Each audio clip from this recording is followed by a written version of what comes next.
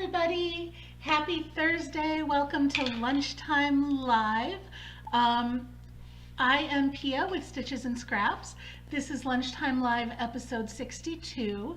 And for those of you who are new here, Lunchtime Live is basically like my video newsletter. So I'm going to show you and tell you all the stuff that's new at Stitches and Scraps. And then at the end, we'll finish up with a little demo. Today that demo is going to be on circular cast-ons for knitting. There's actually two distinct types, but the names get used interchangeably. I've heard pinhole cast on, and I've heard magic circle cast on, and I've heard magic ring cast on. They're similar to the magic loop way to start a circle in crochet, or magic circle that you hear in crochet. Everything's magic, right? They're similar to that technique, but for knitting. So that's what we'll show at the end, two variations of it, and a few different ways to do each of those variations. But, you know, before we get there, I'll tell you everything that's new at Stitches and Scraps. Now, if you look in the description on this video, you will see a link to a blog post. In that post, you'll find links to all of the things I'm going to talk about today. So the patterns I show you, any products I mention, there should be links to all of those in that post. If there are not, I will add them after I'm done with the video. I think there's one I forgot this week. So I will add that in after I'm done with the video. So you should be able to find everything there. Okay, so let's jump right in with the new pattern from this week, which was this cute little bat fridge magnet. So this guy is the pattern for this week in the Fridgies Crochet Along, which we've been doing all year. And for those of you who are participating, you'll know that there's a different prize every quarter. So we're in our second quarter, sorry, we're in our third quarter already. Wow, we're in our third quarter right now. And the prize right now is a skein of, or sorry, 3 skeins of Lion Brand Date Nights yarn, which is really beautiful, shiny yarn that, again, I forgot to bring down to show you, but I'll bring it next week. But we're at the end of our third quarter. So make sure you enter that giveaway before it's gone, because it ends at the end of this month. Now, next month, we're going to have a new prize, and I'm going to show you what that is right now. This is, you guys are finding out early. It is this beautiful set. Let me put up a white background behind it. This beautiful set of crochet hooks from We Crochet. I'll tell you more about them in a second. But that is the prize for next quarter, which will start next month. So with our next pattern, this prize will be posted maybe a little bit ahead of time. Okay, so in fact, you know what? Let me just show you these hooks now since I have them out. These are, and guys, I'm getting such a glare off this light that you can't really see them as well as I'd like. In fact, I'm going to pull this out because I'm going to use this one next for the demo. But they're so pretty and swirly, and I want to show you. Okay, so wood hooks aren't necessarily my thing. I tend to like metal because it's smoother, but I like these. I like the grippiness of these for one thing, and that is Tunisian crochet. So the thing I like about these is, notice that the thumb grip, I don't even know if you can see the thumb grip, but it's just lightly carved into the edge of the shaft, right? So it doesn't really disturb the gauge of the shaft.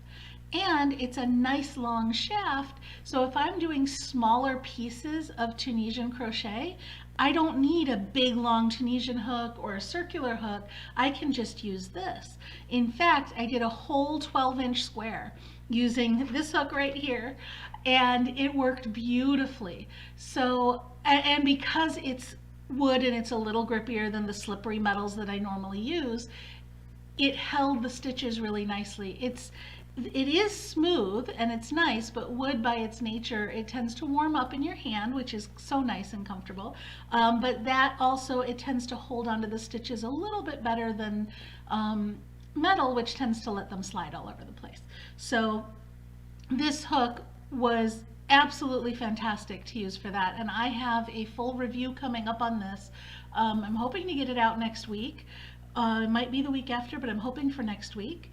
And then this will be the prize, this set will be the prize for our 4th quarter for the Fridgies Cal. I'm very excited. But meanwhile, go make this cute bat and sign up for the current giveaway, which is the Lion Brand yarn, Date Nights yarn. Okay, oh, I'm gonna leave this out because I'm gonna use it for the demo. I also love this case, by the way, because look at this. It has a little flap here. So like if you have, here, this is just a scrap, but if you have a pattern or something like that, you can even shove that in here. I wouldn't put stitch markers in because they might fall out, but you could shove that right in there and take it along with you. Isn't that cool? I love that. Okay, so that is the hook set I wanted to show you.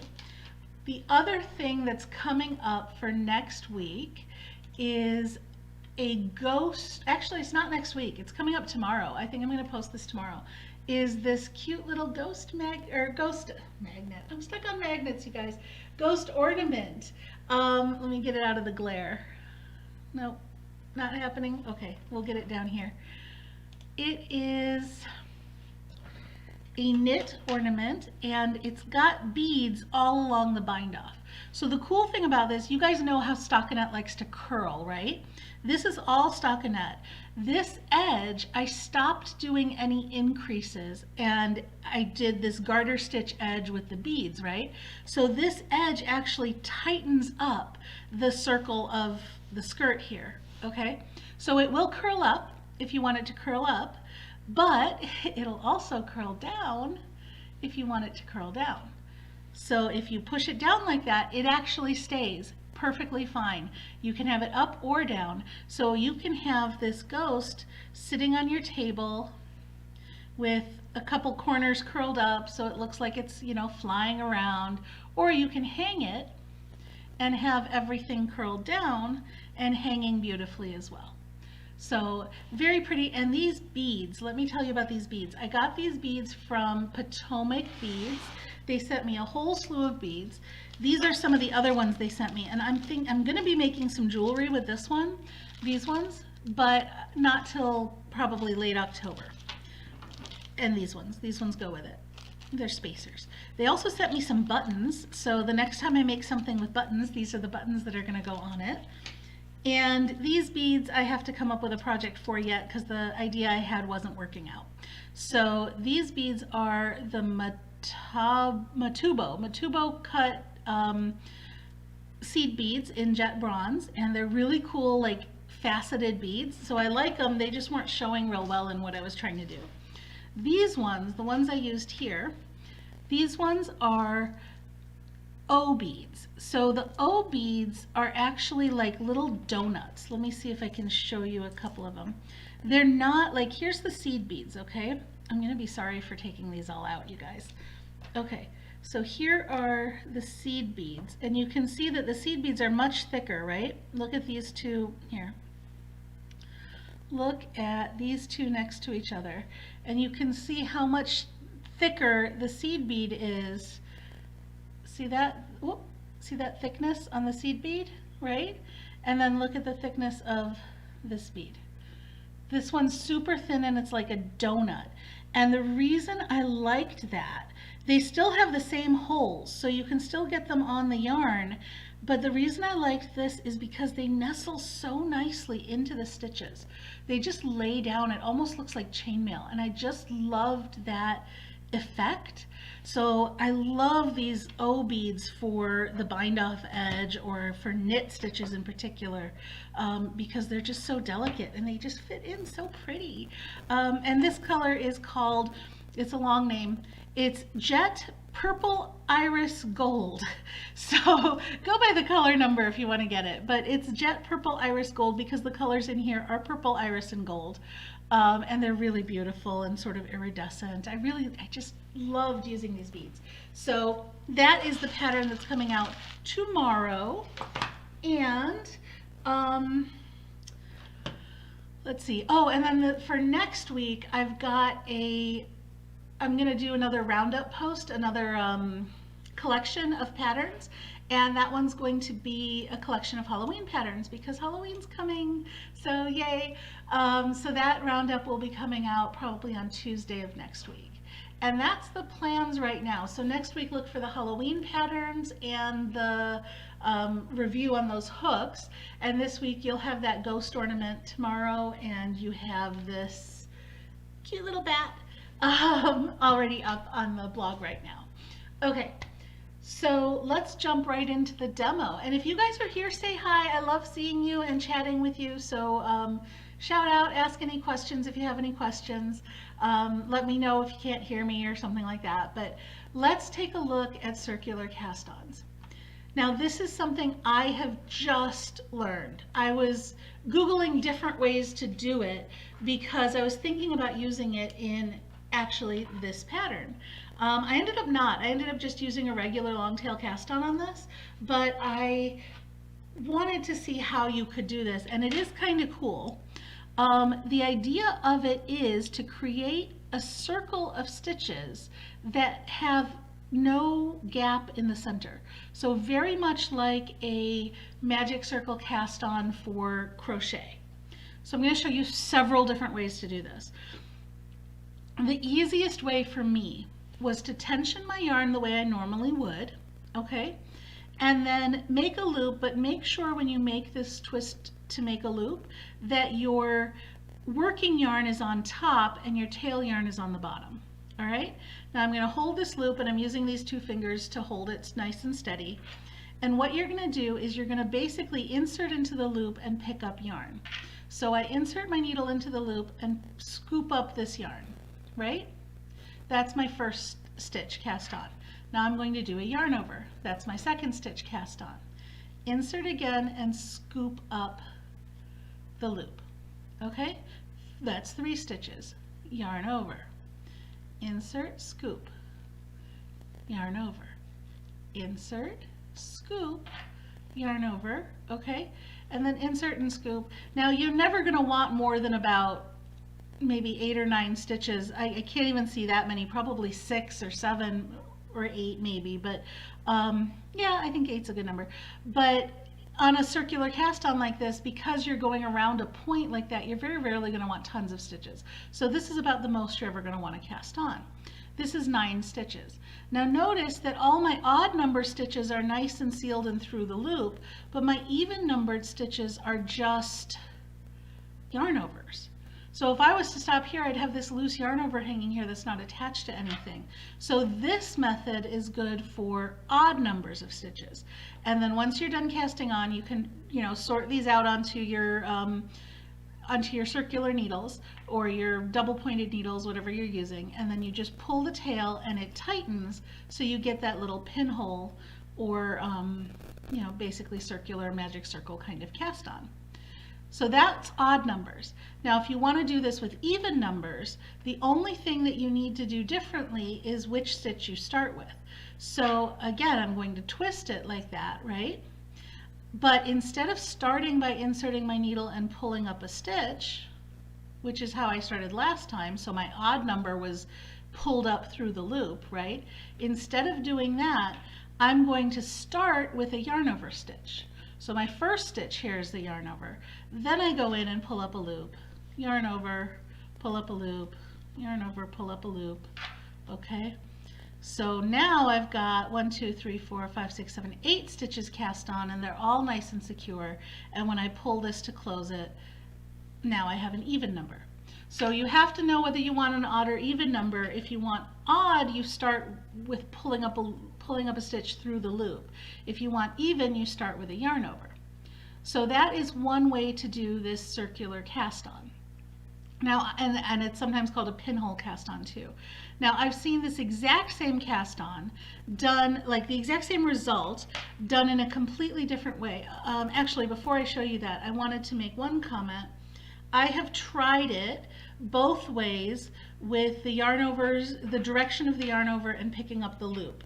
So you'll notice that I scooped up the loops this way like that. Okay, so yarn over, I did like a normal yarn over, but then when I scooped up the loop, I didn't go this way, I went this way. Okay, it does twist the stitch a different way, but since you've got that pinhole on the bottom, I really found no difference in working it either way. Honestly, it's so tight and small at the bottom there, you're not going to be able to tell the difference. So do whichever feels more comfortable to you. You can scoop under or you can scoop over, whatever feels good to you. Okay, so the other way I saw to do this, I physically can't make this work because I don't have enough strength in my pinky to control the tension properly. So the way I saw this person do this was she wrapped the yarn around her fingers like that, okay, and then she used her she wrapped it this way. I don't remember which way she wrapped it, but she used her pinky to control the tension. Yeah, like that. She used her pinky to control the tension on the working yarn and her thumb to hold the tail from that loop. And then she did her yarn over and then went through and scooped up the yarn and did her yarn over. But notice how it's slipping so much on my pinky like that. If this way works for you, great, but for me, I could not keep an even tension at all to save my life doing it this way. I've got very big stitches at the beginning, so I found that way harder, but that is another way to do the exact same technique. Now here's a different technique that gives you a slightly different look, but I find this one super easy because it uses a crochet hook. I love using a crochet hook. Now the upside is the crochet hook makes it super easy. The downside is then you have to transfer all your stitches off the crochet hook, but you know, no big deal. Whatever floats your boat, right? Whatever works better for you. So this one starts the same way. You can hold it either way, whichever way you do it. But with the crochet hook, the difference in this one is that instead of using the yarn over as a stitch, they make a chain with it. So we're going to pull this stitch up just like we did before, right? See that? I'm scooping it up. You could go this way, but with a crochet hook I find it easier to do this. I'm scooping up that loop and I'm going to do the yarn over just like we did before, right? But I'm not counting this yarn over as a stitch. Instead, I'm going to pull it through that stitch. And that is one stitch cast on. So again, pull up a loop and then chain one. Pull up a loop, chain one. So now you can see I've got somewhat more substantial stitches down here. They're basically just chains that are attached around the loop. So I pull up my loop, I chain one. Yarn over, oops, sorry. Pull up a loop, yarn over, and pull through one. And this gives you larger stitches. So if you wanted a circle where you're starting with more stitches, you know what I'm saying? Like instead of starting with 8 stitches, maybe you want to start with 16 stitches. You could definitely start with 16 stitches and have this bottom row. So 1, 2, 3, 4, 5, 6, 7. Let's do like 12 stitches here just to get a good feel. So you can see I'm pulling up a loop, but then I'm doing a chain one in that loop. Okay? So that is 1, 2, 3, 4, 5, 6, 7, 8, 9, 10, 11. Let's do 12. Okay? And this will give you a much bulkier center, but it lets you start farther into the pattern. Now you would transfer these onto your double pointed or circular needle. So let's just transfer 6 of these onto each needle here. So there's 6 onto that one. And I love straight hooks because I can go in this way and just pull the hook out. Really, I can. Oh no, it got caught. There we go. Okay. So now you transfer onto your needles and you're ready to go ahead and knit in the round. And you want to make sure that your needles are the same size as this. Oh, Beth, I'm sorry, but that's okay. You can watch the replay because I'm almost done with this. But you can see that this version gives you an actual like finished circle in the middle that has some bulk to it. So that's a little different than the other version that we did, but you're ready now to go ahead and knit in the round. And that is, or you can just make a little pretty butterfly. I like that. But that is how to do circular cast-ons, and all of them will rip out easily if you make a mistake. I'll show you the other one more time just because Beth, you weren't here for it. I'll show you. That one that I just did was done with a crochet hook. This is the version without a crochet hook and without that chain in the center. So I made this loop, my working yarn's on top, and I'm holding the loop, right? I'm going to scoop through my first stitch, yarn over, scoop through my next stitch, yarn over, scoop through another stitch, yarn over, and just keep doing that. Okay? And with this way, my first stitch was through the loop, so I have to end with an odd number. If I start with my first stitch being a yarn over, then I can end with an even number. So yarn over, oh, sorry. Yeah, no, don't insert it. There we go. Yarn over, and then insert it and pull up a stitch. Now I can end with an even number because my even number stitches are working through the loop. And that's how you do a pinhole, magic circle, magic ring, whatever you want to call it, circular cast on. There are so many names, and both of them get called the same names. So no matter what you say it's called, somebody is going to tell you you're wrong, because all of the tutorials for both methods use both names. So whatever you want to call it, I'm going to eventually do proper tutorials on those for my site, and I think I'm going to call the one that doesn't have the chain in it, I'm going to call that one the pinhole cast on, and I'm going to call the other one a magic circle cast on. And the reason for that is the other one uses the crochet hook, and it's closer to the crocheted magic circle cast on. That's literally the only reason I'm picking those names, just to have them different. But they're the same thing. So all those names are all the same thing. It's a circular cast on. And that's the demo for today. So if there are any questions, let me know. Otherwise, I will see you guys next week. Oh, I do want to tell you, if you're on my email list, if you're not on my email list, get on my email list. You can find the sign up link on my blog in the sidebar right at the top. But if you are on my email list, be sure to check your email this week on Saturday, because there's a coupon code in it. So be sure to check your email, and I will see you guys next week. Have a good one. Bye.